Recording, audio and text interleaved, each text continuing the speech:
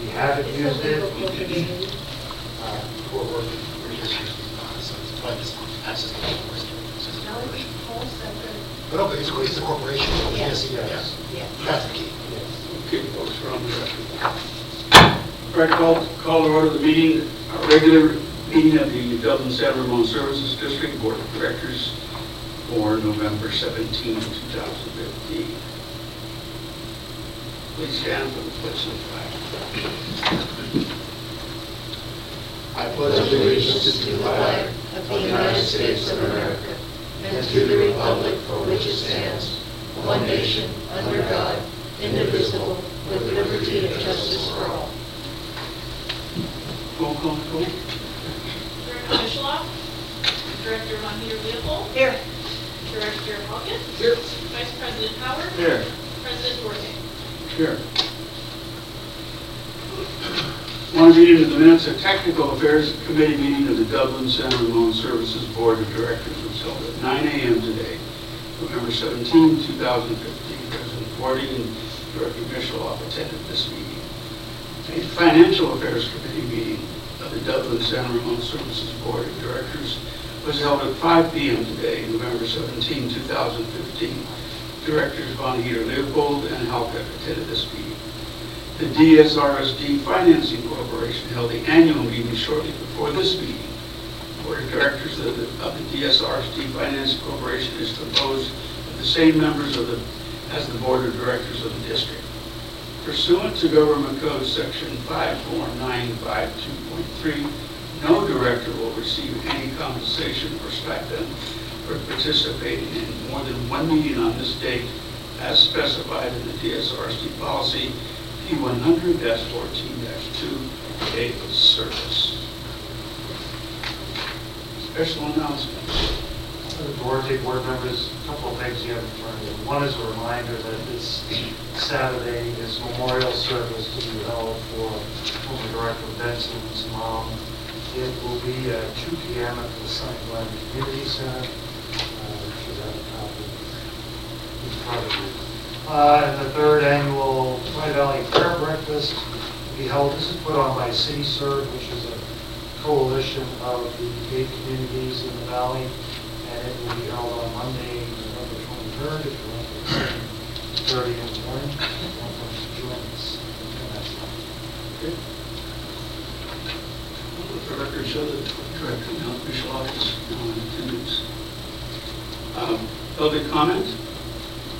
Seeing no members in the audience, I will consider this item closed. Item 6, reports. So, Mr. Duarte, again, is maybe a comment on an item that shows on the agenda. There's some committee reports listed down below. Those items are duplicative. We saw those at the last board meeting. A couple of things. We have 2 PRAs, public record requests, that are in action right now. One for the Bay Area News Group and one having to do with Miller Star that we're working on. One is the newspaper and has to do with drought issues and responses in process right now. One thing we had asked for is addresses of people and in line with what we did last time. We are not providing addresses, so that may come back later at a point two. Right now we don't know. Have not sent a reply yet. That is in process. Miller Star, we sent a reply. This has to do with development around the Schaefer Ranch property. They requested a substantial bit of information that staff is currently pulling together to supply them. Just a reminder, I guess now's the time, I guess. There'll be a Pleasanton liaison meeting going out on December 14th.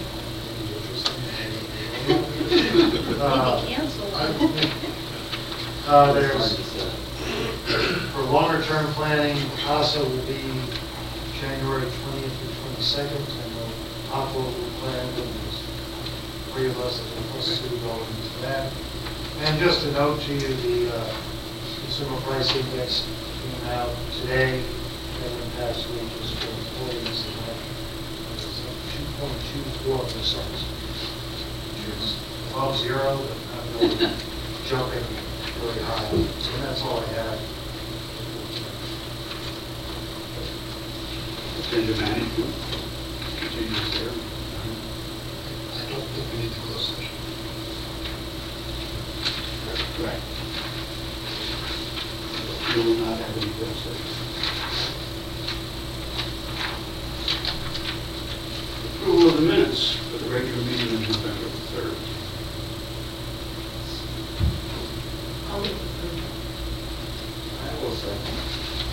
Moved and seconded to approve the minutes of our regular board meeting of November 3rd, 2015. All in favor? Aye. Opposed? Yeah, I wasn't here, so I'll see this one out. Motion carries 3-2. Go through that. 3-2. Consent calendar, items 8A and B. I'll move approval of the consent calendar items A and B. I will second. Been moved and seconded to approve the items 8A and B on the consent calendar, authorize task order number 1 for professional records management consulting services, and B, accept the following regular and recurring reports for the district financials. The rest of the list as noted. All in favor? Aye. Opposed? Carries unanimous. Item 9A, board business. President Duarte, 9A is a standing item that allows the public or anybody coming to comment on the management program. It's there each time, so if there's anybody that would like to comment at this time. Keep it going. So item 9D is an update to the drought status plan. There's really nothing major changes to the report, staying the course. There are a couple items, maybe Gallagher can update us on the recycled water station status under this item, and then the state updates. Right, okay. President Duarte, members of the board, there are a couple of things to update you on that aren't reflected in these materials yet. Last Friday, the governor issued an executive order expressing his intention to extend the emergency water use limitations that the state imposed beyond the February 28th sunset that was originally anticipated. Basically, what the governor has said is that the drought persists through January of 2016. He intends to extend the restrictions through the end of October. So there is a State Water Board workshop that has been scheduled to discuss the emergency regulations and how this whole process will proceed. Aqua is having a webinar this Thursday morning to discuss Aqua's response and member agency responses. I'll be participating in that, so I'll see where Aqua's going and what kind of comments are being made. We may submit a letter of our own to the State Board and just, in the way of comments for that workshop, because comments are due by December 2nd, and the workshop is going to take place on Monday, December 7th. I'm planning on going to the workshop also in the second time. So, from my review of the materials so far, the governor is intending to pretty much extend what we've got and keep it the same. I think he's leaving the door open for that to be massaged if need be, depending on what this winter looks like as the rain or lack of develops. So we'll keep you posted on where that goes, but that's probably the newest thing that's happening. Another item I'd like to note is that we're going to be changing the hours for the residential fill station. We've been open 7 days a week since last spring. Next Monday, we're going to be reducing our open hours. We're going to only be open on Tuesdays and Thursdays, and that'll be from 10 in the morning until 5 in the evening. And we'll also be open on Saturday and Sunday from 8 in the morning until 2 in the afternoon. So we'll stay at 4 days a week. It'll be open 2 weekdays, 2 weekends. I think we should be able to take care of folks and keep up with demands. Our traffic at the fill station has really dropped off as cooler weather has settled in on us here in recent weeks. The final thing we wanted to point out, we got a very nice email from a customer that was sent in to Stephanie Olson, our clean water program specialist, and you should have a copy in front of you. One of our customers took the time to write a very, I would say, comprehensive and a very complimentary email about the fill station and how much they appreciated having it done. We'll make a copy of that. Thank you. So, anyway, those are the updates we wanted to bring to your attention. And we'd rather answer any questions you might have on the report that you can The grant goes on gallons that we disperse over its inspection. So far, this calendar year, right in the neighborhood of about 28 million gallons so far. And that's in comparison to the commercial fill station that has gone to 25 million gallons. So we've actually had about 3 million gallons more go out to the residential fill station than we have to the contractors for bidding. So 93,000 pickup truck loads? That would be a neat number to put together. I don't know how many. Well, that's about 300, which, you know, the cubes of 300 gallons. Right. Yeah, but coming up 100,000 pickup truck loads. It just shows you how the citizens bought into the program. Yes, yes. I know, I was going to say, how much greenhouse gases were in this? Couldn't get the water to the plants. Any other questions? Got the motion. I'll make a motion that we accept the water supply demand drought response action plan I'll second and that. find the need for the community drought emergency still exists. Been moved and seconded, as stated. Just a second, I meant to move. Yeah. All in favor? Aye. Opposed? Carries unanimous. Item 9C, confirm calculation of the recycled water rate. President Duarte, board members, the next item is a bit of a technicality having to do with recently adopted Zone 7 rates.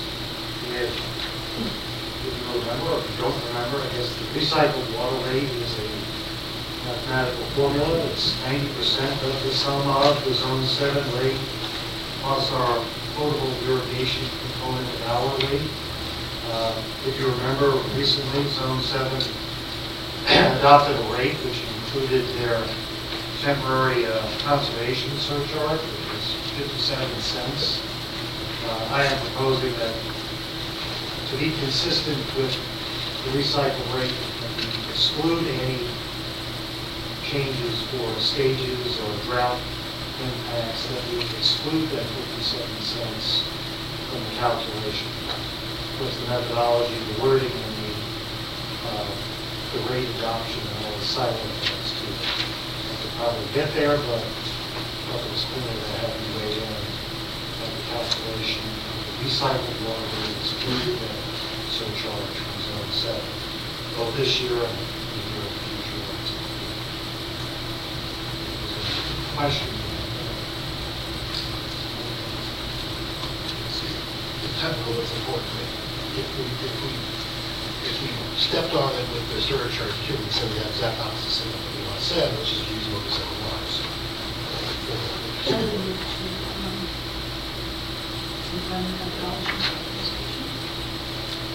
I'll second. So John, I sort of got lost in paragraph 4, which I assume is the report you took right out of the Zone 7. yes. Okay, so they're charging $3.15 including the 57 cents? Exclude. Excluding, okay. So they have, their resolution shows both. It goes away at the end. So since we're chit-chatting about this, one other question.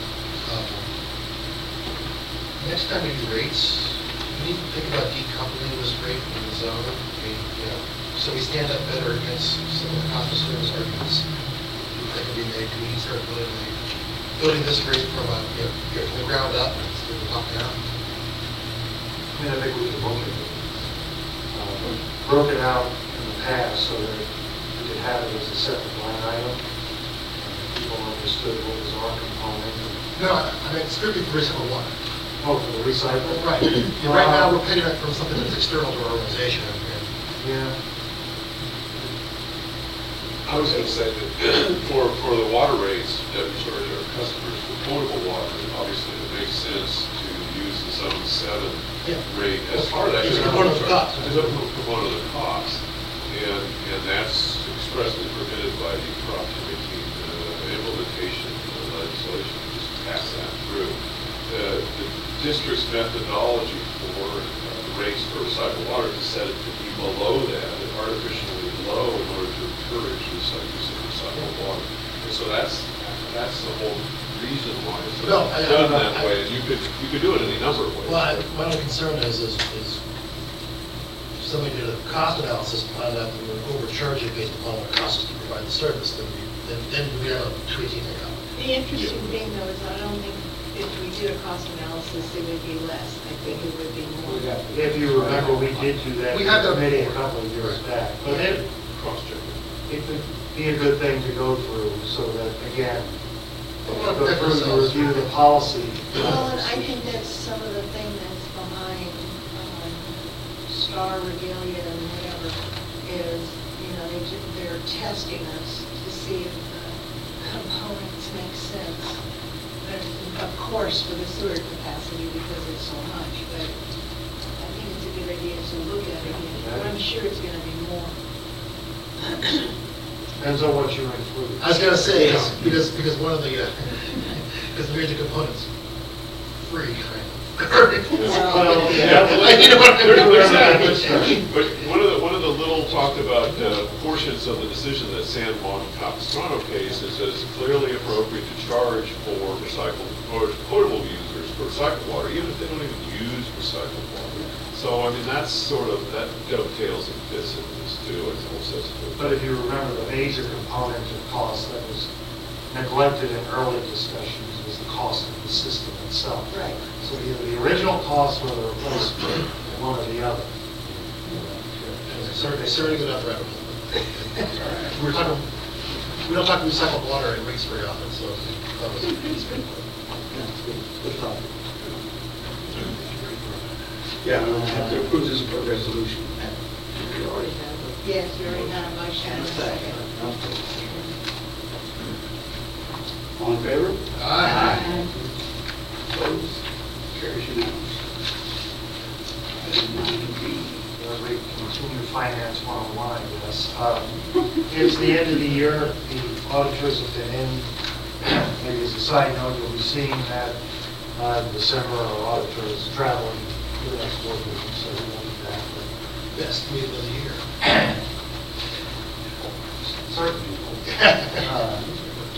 So one of the final things we do is just make sure that the fund balances are all balanced out, and there is direction, we have policy that directs staff what to do with fund balances at the end, and if we exceed certain targets, we'll move money in certain directions.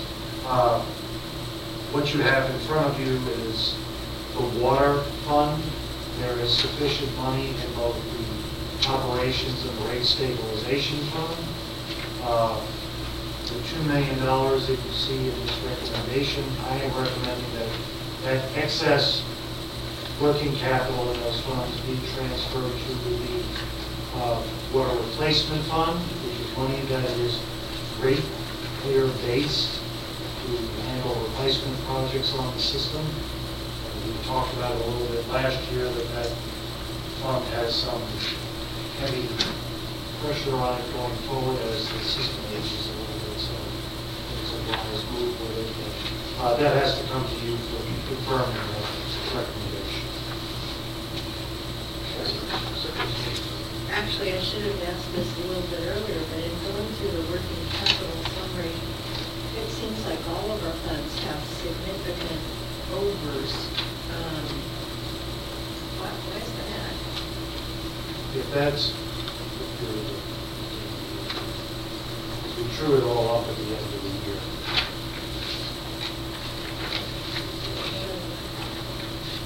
So This is what for we're getting. September.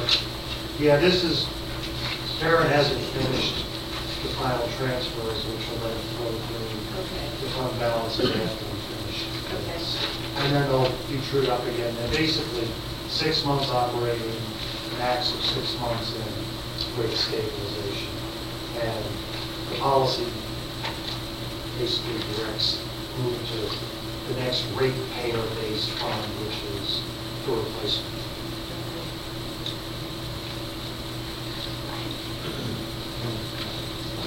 No, so is this the first time, is this the first time I've ever seen water generate surplus? This what it is. It's not, it's, And maybe just explanation. yeah. We're talking about this, so the water rates were set the year before we saw a spike in water usage, which happened to be 2013. And then our costs, we've been very frugal with the spending, so we're spending under where we had guesstimated our costs would be.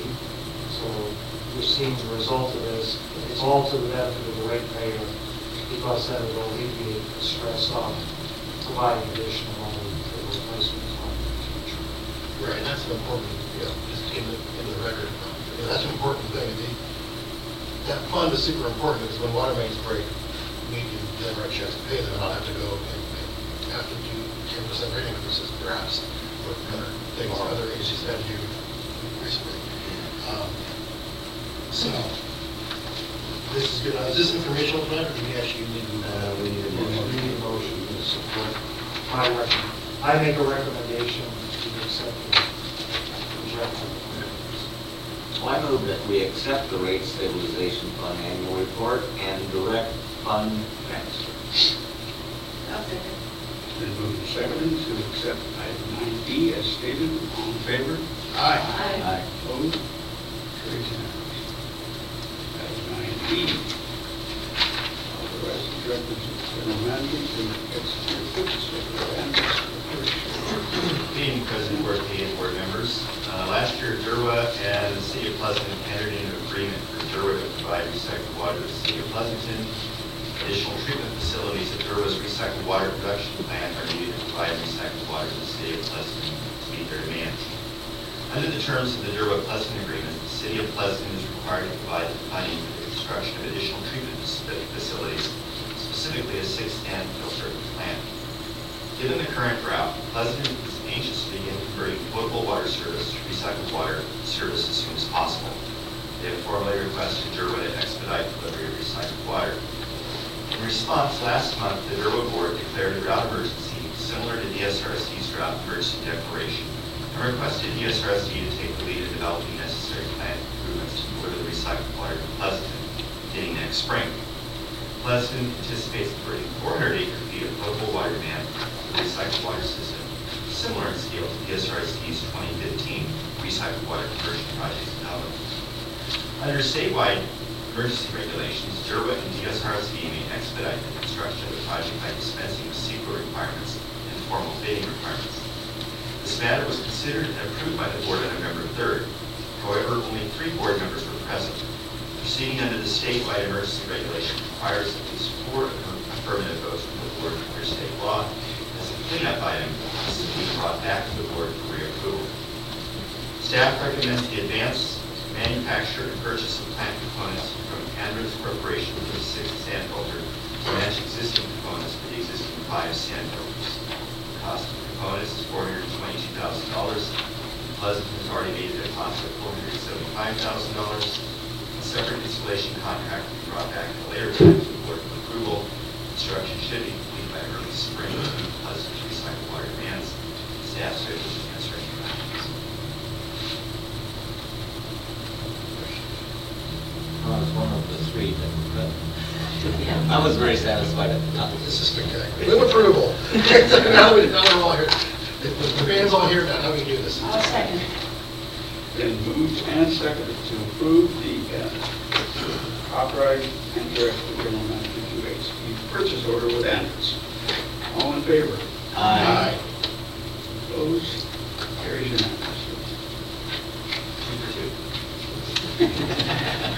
And that brings us Yeah, get that check to the paper. Opposed to that one.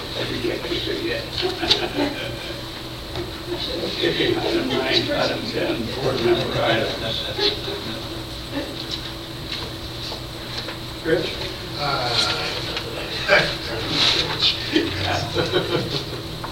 None here. Well, see, I told her today I have none, but. You've got Let's see. No, all this is DHPA stuff. I didn't have any DSRC stuff last week. We'll make something up. I went to the Garth Brooks concert Friday night. Did you have a ball? Fabulous.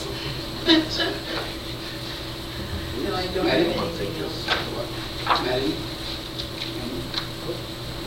I didn't either, so that ends item 10. And as stated earlier, we will not be going into closed session. So I hereby take this meeting as adjourned.